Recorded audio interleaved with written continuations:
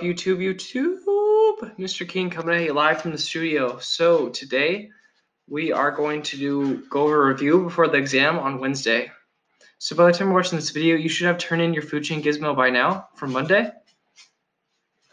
That was actually this Friday worksheet. There's a food chain gizmo. Okay.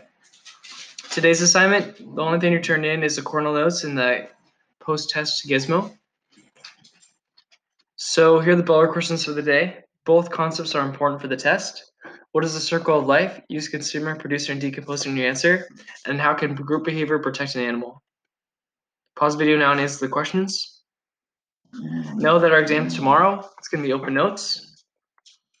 So for your Cornell notes, please open them up. We're going to be learning how matter cycles between organisms. So first thing, while I'm presenting the slides, please write it in your notes. What do you have to do? Pause the video. You're going to be putting the stuff in the notes on the left side. And then on the right side, get a picture, answer the question, use the word in a sentence, stuff like that. So circle of life, the first one is where matter is recycled between organisms.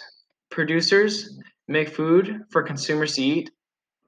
And then when they die, decomposers like fungi, bacteria, and worms use their bodies as nutrients and then give it back to plants in the soil.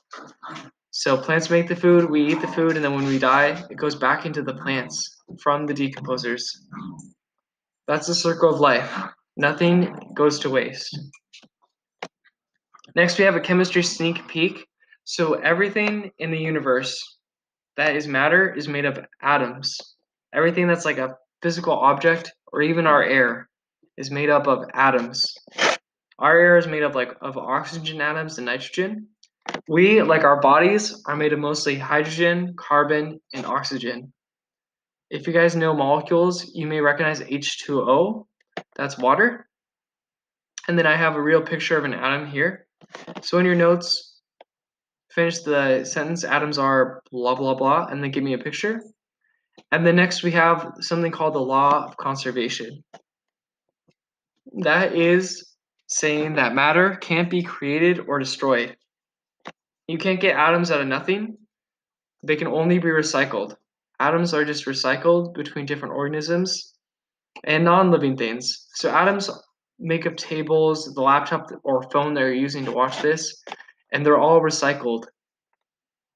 You can't get atoms out of nowhere. They're recycled from other things, which is why when animals die, their bodies are reused by plants. Nothing goes to waste. Atoms are all reused. So that's the law of conservation. Matter can't be created or destroyed. And then today we had a sample test question. So the point was, not all information is useful. For example, a new study finds that the rabbit population has led to a serious biodiversity issue. Rabbits have skyrocketed in recent years and are taking away grass and other plants from other herbivores like deer. Scientists are trying to create ways to control the rabbit population naturally, and the phenomenon is commonly known as rabbit population peril.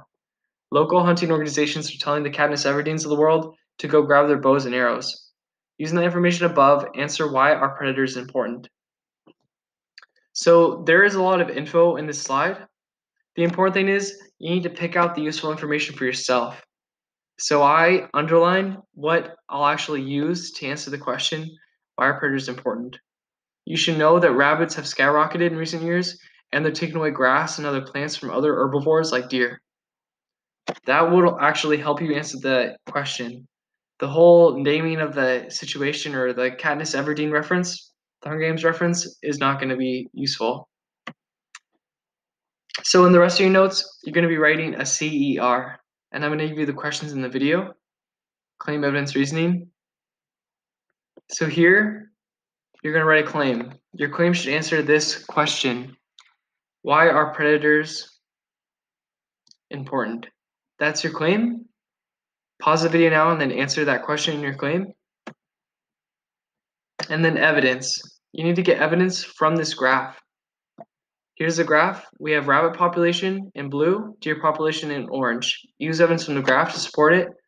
And then reasoning is right here. I'll go over the answers tomorrow.